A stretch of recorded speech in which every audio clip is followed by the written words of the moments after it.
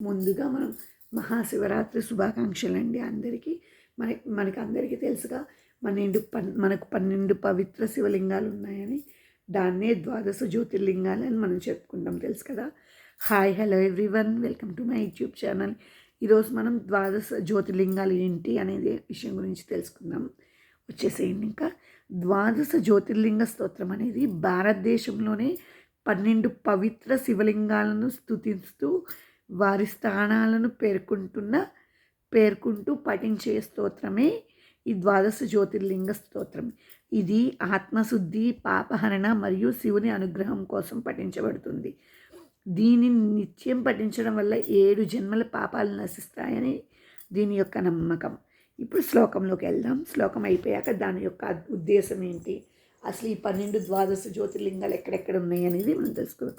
సౌరాష్ట్రే సోమనాథం చ, శ్రీశైలే మల్లికార్జునం, ఉజ్జయినాం మహాకాళం, ఓంకారమమరేశ్వరం, ప్రజ్వల్యాం వైద్యనాథం చ, డాకిన్యాం భీమశంకరం, సేతుబందేతు రామేశం, వాగేశం దారుకావనే, వారణాస్యాంతు విశ్వేశం, త్రయంబకం గౌతమీ తటే, హిమాలయే తు కేదారం, కృష్ణే సంచ శివాలయే.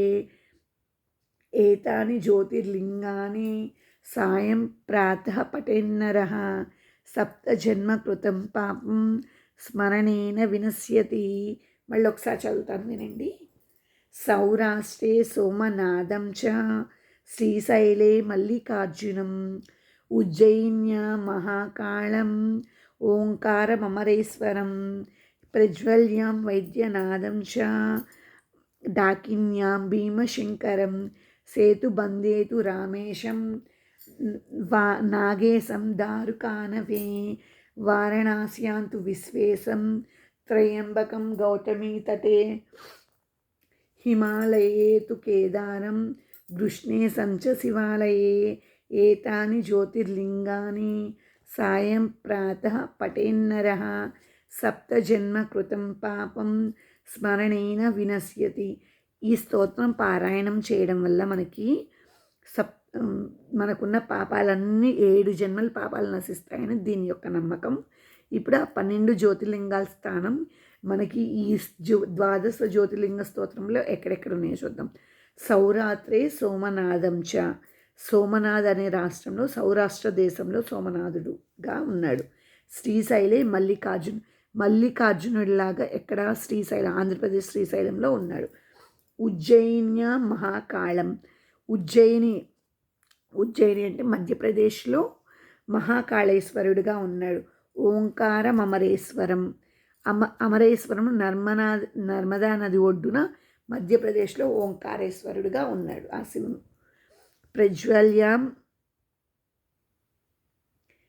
ప్రజ్వల్యం వైద్యనాథం చ, వైద్యనాథ్లో ఉన్నాడు, మహారాష్ట్రలో వైద్యనాథుడిగా ఉన్నాడంట. అలాగే డాకిన్యాం భీమశంకరం, డాకిన్యాం అనేది మహారాష్ట్రలో ఉంది, అక్కడ భీమశంకరుడిగా ఉన్నాడంట.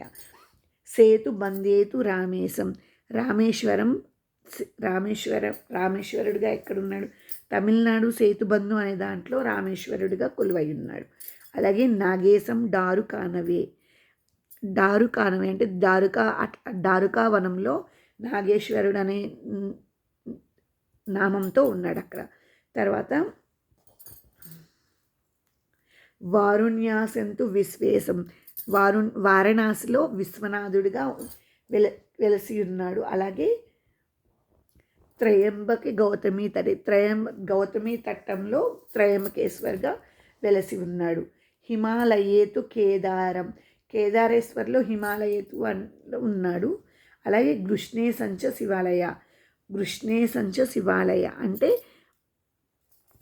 విశాలకం లేదా ఎల్లోరాలో ఉన్న మహారాష్ట్రలో కృష్ణేశ్వర్ అని వెలసి ఉన్నాడంట ఆయన, ఆ శివుడు. ఏతాని జ్యోతిర్లింగాని సాయం ప్రాతః పఠేన్నరః, సప్తజన్మ కృతం పాపం స్మరణేన వినశ్యతి.